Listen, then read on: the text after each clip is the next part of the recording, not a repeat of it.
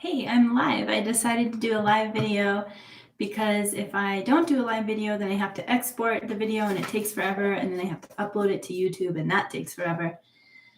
So live video it is, and I'm on day 6 of 365 days of daily posting on YouTube to talk about things that are relevant and important to people who follow me or people who are my clients.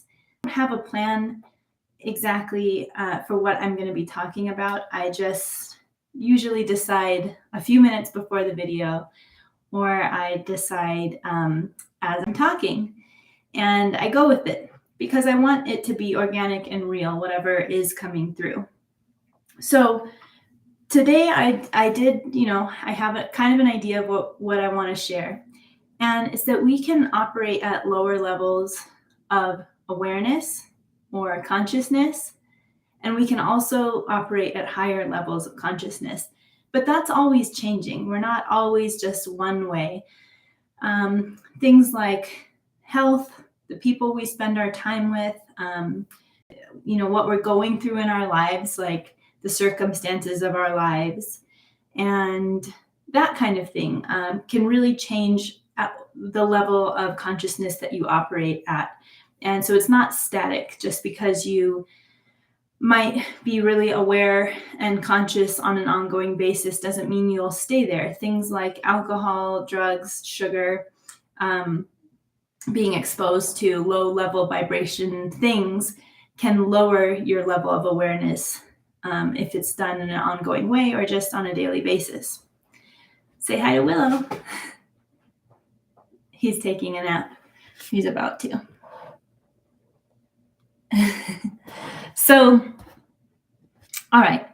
So there's this idea of levels of awareness, or let's just say consciousness levels. And that is describing how aware someone is of themselves, on their impact on others, and able to observe themselves in the moment when they might be in reaction or triggered by something. So everyone has different levels of awareness, right? I want to talk about what we can do to raise our levels of awareness, and how to tell if you are operating at a low level of awareness or consciousness. So here's some things that I wrote in my notes. Lower level of awareness. Okay, these are some ways you can see if you're operating at a low level of awareness. One is you're reactive, meaning someone says or does something, or something happens to you, and immediately it puts you in a certain way of feeling or thinking. And you don't think about how you're feeling or thinking. You just feel and think that way instantly because of an external trigger. So there's not an awareness of the reaction as the reaction is happening. You are just in reaction. And I'll give you a personal example. Let me remember that in the note. I'll come back to that. Okay. Another way to tell if you're operating from a lower level of awareness is if you have a hard time expressing one or a few of the 4 main emotions, which are important for all humans to feel. And those 4 main emotions are responsible for secondary emotions or related emotions. So as an example, okay, so the 4 emotions, let's just talk about those. They're anger, sadness, fear, and happiness. Anger, sadness, fear, and happiness. Each of those emotions are important for humans to feel. They're necessary. They are the signs of a healthy human. When you can feel those emotions and express them all in healthy ways, you are operating at a higher level of awareness. But if you're someone who tends to feel, let's say, happy and sad, and you can feel fear, but you never get angry, and you don't really associate with anger or identify it, or you don't feel comfortable with it, that's a sign that there's a part of you that's operating at a lower level of awareness. And the part of you is how you're able to handle and manage emotions. So if one or multiple of these emotions is not as easy for you, or you don't feel comfortable with it, then there's that might be something you want to work on so that you can operate at a higher level of consciousness. Another example of another way you might be able to tell if you are operating from a lower level of awareness is you're just unaware of yourself, unaware of your desires, unaware of your needs, unaware of your body, even like don't really feel too connected to your body, or don't feel unaware of self could also mean that, again, like you're not able to observe yourself while you're in what's the word, like relating or talking or in conversation or in the moment. You just feel like you're always in your body, looking out of your eyes, but unable to take a bird's eye perspective and sort of observe yourself. Okay, so those are all kind of vague. I mean, when I wrote unaware of self, I felt like it's kind of vague. So those are just some examples. Okay, so let me go through them again and kind of give you an example again. So these are all, there's 3 ways that you could probably tell if you're operating at a lower level of awareness. You're reactive, you are not accessing one of the 4 or a few of the 4 major emotions that are necessary for a healthy human to function, and you're unaware of self. So an example of being reactive, this personal story, this is the thing I wanted to talk to you about and share with you. There was a time, probably by now in my videos, you can tell I wasn't always very healthy. I had a lot of damaging language and behavior for a very long time. And I got to a breaking point where I had to address it and face it and really look into what was underneath that and why I was having meltdowns, why suicidal ideology was something that I experienced or was used to, why I would get into depressive states, and why I had so much self-loathing. So one of the things I've shared in another video is about the inner critic, and to stop letting your negative thoughts have their way with you. If you watch that video, I talk a little bit about how bad my language, my internal dialogue used to be. The inner critic was very harsh, and it was a very hard time when it got really bad. I almost didn't know if I could do it anymore. And by do it, I mean live in life, be alive. So in those times, I would get into what I call meltdowns. It would be an unraveling of me. I couldn't cope. I couldn't manage. I didn't know how to manage my emotions. I was just really upset with myself. I could not really express anger towards other people, but I could express anger at myself easily. I always felt angry at myself with ease, but with other people, I couldn't express my anger towards someone or even feel anger towards someone in a healthy way. So it all came to me. That anger and energy was directed internally, and I really struggled with how to cope with this, the stress, the anger, the self-judgment, and all of it. So I would have these meltdowns where I would feel like it felt like my body would start to really tense up and get really, tight. My chest would start to feel heavy. And I learned later, essentially, that they were like panic attacks. My adrenaline would get really high and I would see blurry on the sides. And then I would start to hyperventilate, and then I'd start crying. And because my throat was closing up, I would start gagging as I'm crying. And then that would lead me to think I'm going to throw up. And all of this would be during like sobbing and screaming if I was alone. No one ever saw how bad it got, but I knew.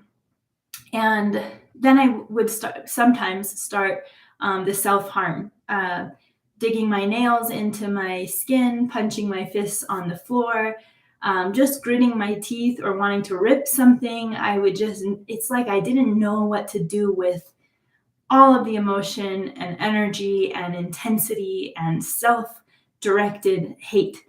So it got really bad. And so I would call those episodes meltdowns. And when I started working with a therapist and I explained that, at the peak of these, I had to really, I was starting to experience those meltdowns more frequently. So it's like it was all starting to peak, and I would have them maybe a couple times a week instead of once a week or once a month or once every few weeks or whatever. It was like multiple times in a week. And then it seemed like it was just a matter of time every day when something would set me off and I would just go down into that spiral. And those were the days where I really felt like I just didn't trust or know if I could make it. I couldn't trust myself to not get rid of myself because I was just I had such bad coping skills. Let's just put it that way. I was in a unhealthy place, a really unhealthy place. And the patterns that I had, those patterns that I had had all my life were starting to catch up with me and really making an impact on my quality of life. So I saw a therapist, started seeing her regularly, and I continue to, so it's all good. And so one of the main reasons I reached out to her was these episodes were just getting out of control. I did, before I started working with her, just on a little side note, I did make a pact with myself to stop the self-harm and to stop the negative thinking in terms of suicidal ideation. Ideation, yeah, I said it right, I think. So I did decide on my own that needed to stop. I knew about, like I talked about in that last video I mentioned about training your thoughts. I did know about neuroplasticity, and I knew it was possible to rewire my brain to stop going to that like suicide as a resort every time something like this would happen. Every time I felt overwhelmed or scared or worried about the future, or like I couldn't make it in this world, my immediate go-to was I'm probably going to get rid of myself, and that would lead to somewhat of a meltdown. But I decided this needs to stop. And I remember clearly it was one night I was just sobbing quietly because I lived with my partner and I always hid this from him. I always hid how much I suffered. I didn't want people to really see the truth of what I was dealing with because it was embarrassing, I think. And I felt helpless, and I think I felt ashamed too, kind of thinking, you don't have it that bad. You shouldn't be like this, and that's just not a good way to talk to yourself and treat yourself. You need to take your feelings seriously. There's a quote that I remember from a podcast by Aubrey Marcus. He was talking with someone, I don't remember who, but the conversation was basically that it doesn't matter what someone goes through in their life. You can't compare your hardship to someone else's hardship because everyone's 10 is a 10.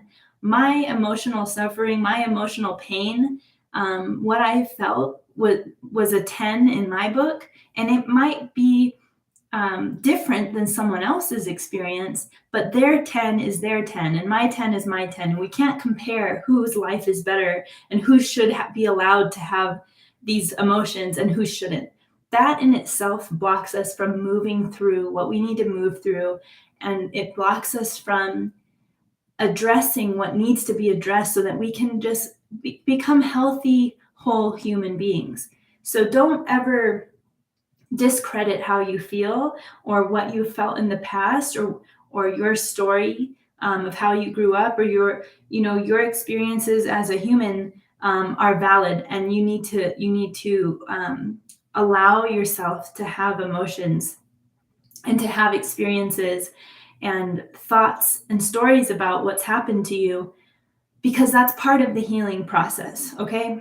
So anyways, I did make a pact to stop the suicide thinking, and to stop I said, I'm not allowed anymore to dig my nails into my skin. I'm going to retrain my brain to stop using the suicide as an out, because it's very selfish. I don't care, you know, if that's offensive to someone. To me, it's a very selfish option, and there's much better options, and it's a very disempowered solution. I'm sure there's exceptions, but for my case, it was a very disempowering solution to have in mind.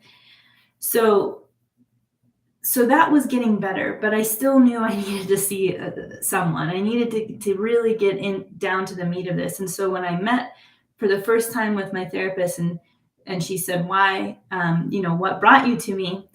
I told her, basically, I am tired of trying to be my own therapist, and I can't do it anymore. It's not working. It wasn't working, because if it was, I would have been better than where I was. So I needed the help. Never be ashamed to ask for help. That was another thing that held me back for a really long time, was I should be able to do this by myself. That is just, that should, that word should just really fucks us. So I had been working with her for a while. The meltdowns were much better, but they would still happen. And one came up. It was a bad one. I felt like, just like I was right back into the old days, like a relapse. I was screaming and crying and hot and shaking in my body, didn't know what to do with all this, and saying the terrible words to myself. You're a piece of shit. You can't do anything. What makes you think you can blah, blah, blah, blah, blah, if you've never blah, blah, blah, blah, blah, and just on and on, right? I was tearing myself apart in this meltdown. And when I told her about it, a couple days later when we met, she asked, let me ask you, did you have awareness of yourself? And something like that, and for some reason, I knew what she meant, but I asked for clarity to double check, and she kind of explained. I said, okay, yes, because as I was having the meltdown, there was a part of me that saw what was happening and was like, you have the coping skills for this now. You don't have to do it this way. Why are you repeating this pattern when you've learned enough skills to stop this from happening? Because in the past, I didn't have coping skills. I just went straight into reaction. And there was no awareness of my reacting in the moment. Zero awareness. There might have been reflection, but there wasn't awareness in the present moment. But at that particular meltdown, as I had been doing I had been focused on this pattern a lot, really working to develop skills. I started seeing the therapist. So I did have new coping skills about how to change and redirect that pattern, how to not enter down that same road and go down into that same spiral. I had tools for how to stop it and move to another direction, or slow it down, soothe myself, that kind of thing. But as I was having the meltdown, two things were happening. One was, a part of me was just in the reaction, and another part of me was like, why is this still happening when you learned how to not let this happen? So that's the difference between, that's a sign that you're growing. If let's say you have awareness in the moment, but you may not necessarily be able to stop the pattern that you're trying to work on, whether it's, fighting with someone, repeating these patterns, maybe codependent patterns, anger issues, self-harm, self-judging, inner dialogue, guilt, anxiety. All of these are just patterns that you've learned that your body and your brain have a really nice, easy time running. They have an easy time running that pattern, running that playlist, right? Because it's been repeated enough times. But if you have some awareness while it's happening, that it's happening, and that there's a choice, that there's an option for something else, that's a sign that you're on the path to at least some awareness, right? You're not just totally in reaction, not thinking about the fact that there's another choice, or that there's another possibility. So that's my example for what it's like to be totally in reaction versus having some awareness, even maybe while the reaction is happening. It's like awareness is the first step, right? So as long as you're somewhat aware in the present moment, not reflective, because reflective means you thought about it after the fact. It's like I could have had a big old meltdown and I'm totally in reaction, unaware, but then a couple hours later, as the meltdown has ceased and the storm has quieted, now I can reflect and be like, I should have done this. Reflection is great too. It's like kind of how I see it, as you're in reaction, no awareness, no reflection. You have some reflection after the fact, but no awareness in the moment. And then you have awareness in the moment. And that's a good, you're on the right path. If you can have those, that unaware state shift to a reflective state, shift to an aware state, and then you can shift into making a decision before the pattern truly plays out, right? That's empowerment. So that's my example of the reaction versus awareness piece. Let's talk about the emotions: anger, sadness, fear, happiness. And I should mention that another sign that you might be operating at a lower level of awareness is if you have constant guilt or shame, or if you have zero guilt or shame. So both are bad news. If you are someone who doesn't feel like anything's your fault, or you're never sorry, or you don't ever have guilt for how you've said something or been or reacted, that's an issue. That's as much a problem as someone who is overly guilty and shameful, and they need to stop blaming themselves or beating themselves up about everything. I was definitely on the scale of overly shameful and guilty, but there are people who have no sense of guilt and shame. And so both are clues that, you're maybe operating at a lower level of consciousness at that time, or maybe all your life. I don't know. All right. So the emotions, anger, sadness, fear, and happiness, they all are just emotions, right? My good friend, my buddy, Mr. Rogers, always talks about emotions being not good or bad. And he I think focused more on anger, but that anger and I would say anger, sadness, and fear, all of them get a bad rap, right? They all have a bad reputation, and people think it's not good to be angry. There's two different ways, though, to handle emotions. One is to be reactive and express them in unhealthy ways, and the other is to feel the emotion and really just feel it, sit with it. It doesn't necessarily mean you have to do anything with it, but we also want to see what's the benefit of each of these emotions. I mean, happiness, all of these emotions can be underdone and overdone. Even happiness could be overdone. If someone's always happy, constantly happy and up, that's an overdoing of an emotion, and they might be avoiding another one like sadness. Not making room for sadness and overcompensating with happiness is a problem. But what's the problem? People are like, oh, happiness is good. Everyone should be happy. Why would you not want to be happy? Well, it disconnects you from people, I'll tell you that. If you're someone who is always happy and you are uncomfortable with someone's sadness or someone's anger or someone's fear, then you're not really able to be with them, to sit with them, to empathize with them, to hear them.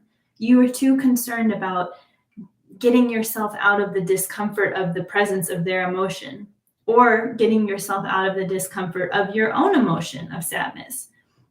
If someone experiences sadness for a second and then they quickly want to reframe it into something good or positive, you're not allowing yourself to move through the whole range of emotions. And I think when we avoid sadness or anger or fear, we're really doing an injustice to ourselves in our human experience, where we're meant to have a range of emotions, but also I do think it disconnects people from their relationships if there's certain emotions that they're kind of are like off limits or not what's the word? Anyways, if there's certain emotions that are off limits to you, where if someone starts crying, you're like, I don't know what to do. You try to make a joke. It's like inappropriate, like why can't you just sit with them and be with that emotion? It's usually because you're uncomfortable with that emotion within yourself. So that's one drawback to not having open what's the word? That's one drawback to not experiencing a full range of emotions, is it will limit you in your relationships, and it will, more importantly, limit you in your relationship to yourself. How can you really know yourself if you can't allow yourself to feel what you feel? Right? How can you know yourself if you can't allow yourself to feel what you feel? So, examples of anger. I think anger is a big one for a lot of people. I work with mainly women, like all women, and anger has always been an interesting emotion. I think that is, I just feel like that. I've met a lot of women who feel like they don't feel anger, like it's not really there, and if it is, it's a little something, but the benefit of anger is, first of all, if we're looking at all of these emotions as just energy, right? Emotions are just energy.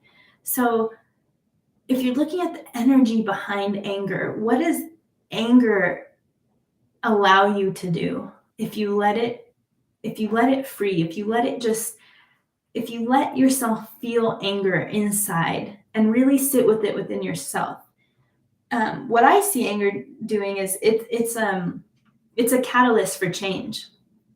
Anger can get you to move, to change circumstances, to confront the issue. That's the power of anger. That's what's good about it. You can feel anger and sit with it and really identify with it, and then take it in a productive way, in a constructive way, and direct that energy towards momentum. Anger is momentum, but if we don't allow ourselves to feel anger, that energy gets stuck in your body. So what happens? People can get sick. People can have big blowups and explosions. Like my meltdowns, I think, were a bit of, the repercussion of avoiding anger and avoiding sadness. Okay, so there's a benefit to anger, and I think the benefit is the energy behind it is momentum. It allows for change, momentum, and a catalyst to something else. It allows you to transition from where you are to where you need things to be. It allows you to have conversations and confront people. Hey, what you did the other day wasn't cool. It makes me angry. And like, I need to express that to you. I need you to know, because that's how you set up boundaries.